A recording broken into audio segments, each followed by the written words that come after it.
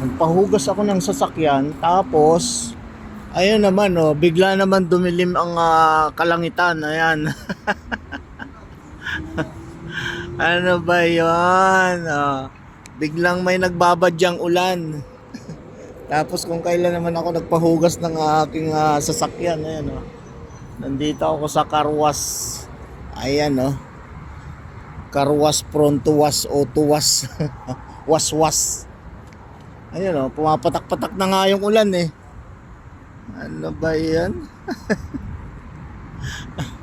Kung kailan ako nag-decide magpa-carwash, magpalinis ng sasakyan, saka naman na biglang bumanat itong